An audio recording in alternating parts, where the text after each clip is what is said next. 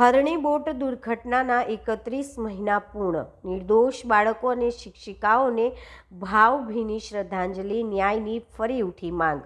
હરણી boat દુર્ઘટનાને 31 મહિના પૂર્ણ થતાં શહેરના પાણીગેટ બવામાનપુરા વિસ્તારમાં દુર્ઘટનામાં જીવ ગુમાવનાર નિર્દોષ બાળકો અને 2 શિક્ષકોની સ્મૃતિમાં ભાવુક શ્રદ્ધાંજલિ કાર્યક્રમ યોજાયો.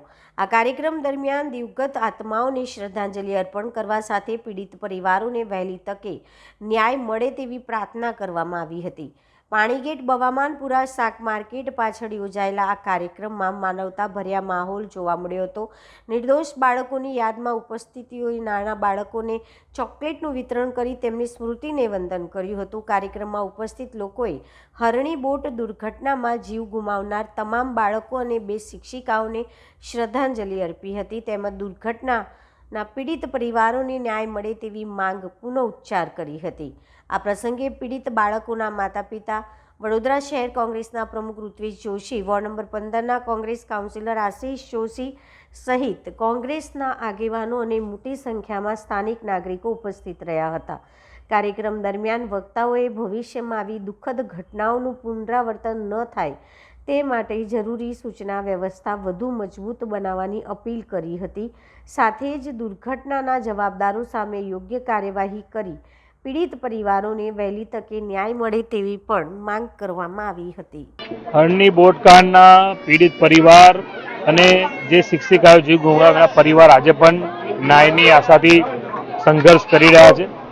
31 મહિના થઈ ગયા પછી પણ જો આ લોકશાહી દેશમાં ન્યાય ના મળે તો આ સત્તામાં બેઠેલા લોકોની બહુ મોટી નિષ્ફળતા છે. કારણ કે હરણી બોટકાંડનો બનાવ જ્યારે બન્યો હતો ત્યારે મને યાદ છે ગુજરાત રાજ્યના મુખ્યમંત્રી અને ગૃહમંત્રી આવ્યા હતા અને એવું બોલ્યા હતા કે કોઈ પણ ચમરબંધીને છોડવામાં નહીં આવે. પરંતુ ચમરબંધી તો બધા ખુલ્લેઆમ ફરી રહ્યા છે. શાળા સંચાલકોની સામે પણ કોઈ પગલાં નથી લીધા, નથી કોર્પોરેશનના અધિકારીઓ પણ પગલાં લીધા. ત્યારે આજે પણ એમના મા બાપ દુઃખી છે અને એમના પછી દુઃખનો પહાડ તૂટી પડ્યો છે. આપણે બધા કલ્પના પણ ના કરી શકીએ. પરંતુ એમના દુઃખને ભૂલાવવા માટે અને આજે જે 31 મહિના પછી જ્યારે અહીંયા વોર્ડ નંબર 15માં અમારા કોંગ્રેસના કાઉન્સિલર આશીષભાઈ જોશી અને હરણી બોટકાંડના પીડિત પરિવારના ભેગા થઈને અહીંયા બાળકોને, નાના બાળકોને ચોકલેટ આપવાનો કાર્યક્રમ કર્યો છે.